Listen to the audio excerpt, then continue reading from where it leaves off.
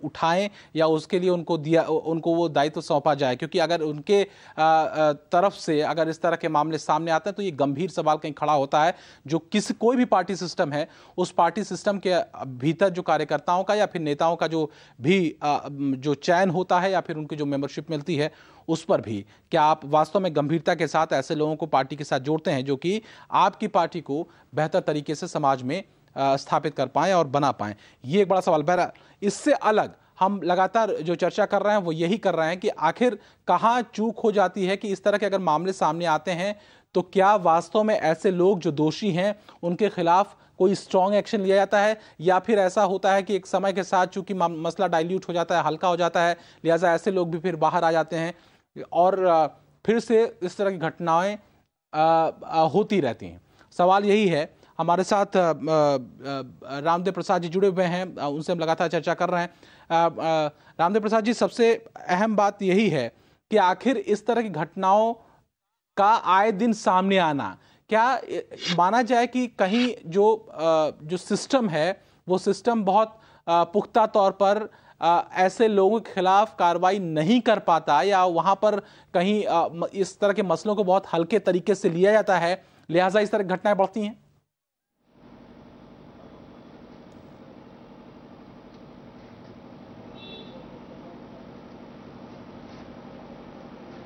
जी रामदेव जी, आप हमें सुन पा रहे हैं? ये आवाज लगता है वहां तक नहीं पहुंच रही है। फिलहाल हमारे साथ एक कॉलर जुड़े हुए हैं, अरुण कुमार हैं नवगछिया से, वो भी कुछ कहना चाहते हैं इस मसले पर। अरुण जी, बताएं क्या कहना है आपका? जो इस तरह की घटना को उजागर करने का काम किया है, सबसे पहले मैं महुआ टीवी को धन्यवाद देना चाहूंगा। और जहां तक सुशासन की दावा करती है, कानून का राज की सरकार कहती है कि कानून का राज है, इस बिहार में कहां कानून का राज है और सुशासन कहां है? सुशासन के नाम पे तो नंगा नाच हो रहा है पूरे बिहार में।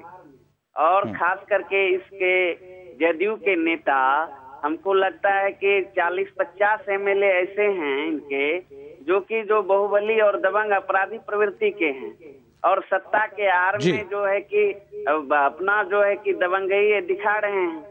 और पूरे बिहार में प्रशासन नाम की चीज कहाँ है? चारों तरफ हर जिले में प्रशासन नाम की कोई चीज नहीं है। आज देख रहे हैं जिस तरह की घटना सहरसा में हुई है, निश्चित रूप से कानून लेने का अधिकार किसी को नहीं है, और यह अधिकार अगर उन्होंने लेने का काम किया है तो निश्चित रूप से सत्ता संरक्षित लोग हैं, उनके साथ पिताजी भी एमएलए रह चुके हैं, वह जदयू के नेता हैं, तो उन्हें समझना चाहिए। लेकिन इस तरह की घटना को सब चीज समझते हुए उन्होंने अंजाम दिया है, कील ठोकने का काम किया है, इस तरह से बच्चे को पीटने का काम किया है, निश्चित रूप से मानवाधिकार का उल्लंघन है और जो है कि कानून को अपने हाथ में लेने का काम किया है। उसके बावजूद प्रशासन चुप है, उन्हें गिरफ्तार नहीं किया गया है। इससे क्या समझा जाए?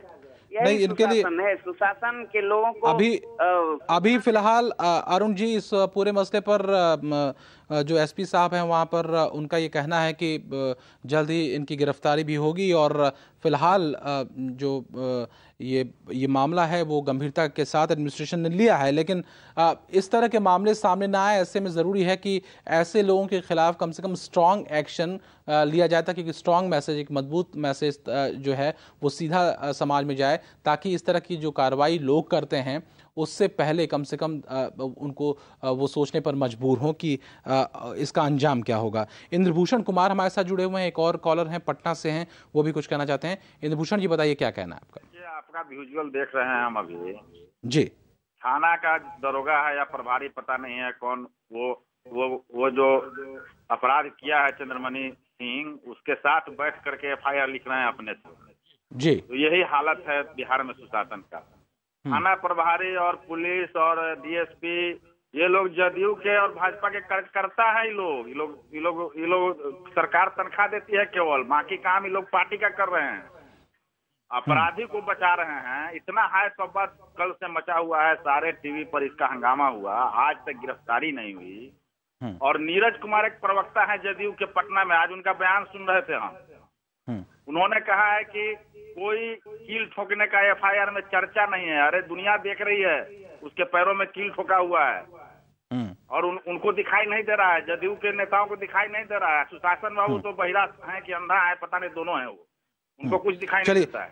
इसलिए ये दुर्भाग्यपूर्ण स्थिति है बिहार की। और इसमें अब भगवान जनता जो है दिन पर दिन बदलती है सरकार, केवल सरकार बदलती है, आदमी बदल जाते हैं, व्यवस्था वही रहती है, कोई परिवर्तन नाम का चीज नहीं है। इसलिए इस दुर्भाग्यपूर्ण स्थिति से उबारने के लिए अब तो जनता को सोचना पड़ेगा। बिल्कुल, यहाँ पर जो स्थिति है उसमें जाहिर सी बात है जो प्रतिक्रियाएं हैं वो भी थोड़ी तल्ख नजर आ रही हैं। मंजूर आलम साहब हमारे साथ जुड़े हुए हैं, बक्सर से हमारे दर्शक हैं। मंजूर आलम साहब, बताइए क्या कहना है आपका? जी सर, हमको कहना है कि ऐसे नेताओं को तो पार्टी से बर्खास्त कर देना चाहिए सर। और ये जो घटना हुआ है सहरसा में, ये बहुत शर्मनाक है सर। जी जी, मंजूर आलम साहब, फिलहाल तो जेडीयू ने स्टेप लिया है कि ये जो नेताजी हैं जिन्होंने कि इस काम को अंजाम दिया, जिनके ऊपर ये आरोप लगा है, फिलहाल तो उनको पार्टी से किनारा बाहर का रास्ता दिखा दिया गया। लेकिन दिक्कत इस बात की है कि इस तरह घटनाएं ना हो, ऐसे में एडमिनिस्ट्रेशन को भी स्ट्रॉन्ग एक्शन लेने की ज़रूरत है। और ऐसा उम्मीद की जाती है कि जल्द से जल्द जो कदम है वो जो एडमिनिस्ट्रेशन है, लोकल एडमिनिस्ट्रेशन, वो उठाएगा इस पूरे मसले पर। तौसीफ खान एक गया से हमारे दर्शक जुड़े हुए हैं, उनसे ही बात करेंगे। तौसीफ साहब, स्वागत है, बताइए क्या कहना है आपका? ये आप जिस तरह से दिखा रहे हैं कि तलवे में कांटी ठोकी हुई है और 1 2 3 4 दाग जो है जिस तरह से मारा गया है, ऐसे लोगों पर सख्त कार्रवाई होना चाहिए। और कैसे नेता हैं, इनके मन में क्या, इनके घर में बच्चे नहीं हैं? इनको अपने बच्चों की तरह सोचना चाहिए। अगर भाई चोरी किया भी तो हल्की फुल्की सजा देकर पुलिस के हवाले करना चाहिए था। बेरहमी से मारा गया है, पर कड़ी से कड़ी कार्रवाई होना चाहिए, तुरंत गिरफ्तारी होना चाहिए। जैसा कि आप बता रहे हैं कि एसपी साहब बोल रहे हैं कि तुरंत गिरफ्तार करेंगे, तो इसको अमली जामा पहनाया जाए, गिरफ्तार किया जाए, कड़ी से कड़ी कार्रवाई किया जाए। बिल्कुल, यही जो प्रतिक्रियाएं हैं वो जाहिर सी बात है, यही उम्मीद भी की जाएगी कि कम से कम जो आरोपी है जिसने इस तरह से एक बर्बर कार्रवाई की है इस बच्चे के ऊपर, वो कम से कम सलाखों के पीछे हो। बाकी तो जो चीज़ें हैं, जो बाकी का जो आगे काम है वो तो पुलिस अपने हिसाब से करेगी। एक और कॉलर जुड़े हुए हैं, दुर्गेश कुमार हमारे साथ जुड़े हुए हैं धनबाद से, वो भी कुछ कहना चाहते हैं। दुर्गेश जी, बताएं क्या कहना है? जी, हम कहना चाहते हैं, अगर वो बच्चा है तो उसके सर उसे कील ठोका गया, ठीक है। अगर वो दुर्गेश जी, अपने टीवी को म्यूट कर दें आप। 30 साल का रहता, ठीक है, उसके साथ ऐसा होता? जी, वो हम कह रहे हैं कि अगर वो, चलिए दुर्गेश से हमारा संपर्क टूट गया है। लेकिन कुल मिलाकर के जिस तरीके से ये बर्बर कार्रवाई इस बच्चे के ऊपर नजर आई और जिस तरीके से इस जेडीयू के नेता ने इस घटना को अंजाम दिया, इसके बाद भी अभी तक अब उम्मीद पुलिस के ऊपर है। पुलिस कार्रवाई करेगी, भले ही दबाव में करे, क्योंकि इसके पहले तक पुलिस ने कोई बहुत स्ट्रॉन्ग एक्शन लिया नहीं था। लेकिन जब दबाव बना है, जब ये खबर चली, उसके बाद कहीं पुलिस हरकत में आई है। अब हम उम्मीद ज़रूर कर सकते हैं कि कुछ कार्रवाई होगी, लेकिन क्या ये कार्रवाई मुकम्मल अंजाम तक पहुँचेगी या फिर ऐसा होगा कि कहीं जो सत्ता का रसूख होता है, उस रसूख का इस्तेमाल करते हुए इस केस को भी डाइल्यूट करने की कोशिश की जाएगी। सवाल बना रहेगा। फिलहाल इस सेगमेंट में बस इतना ही।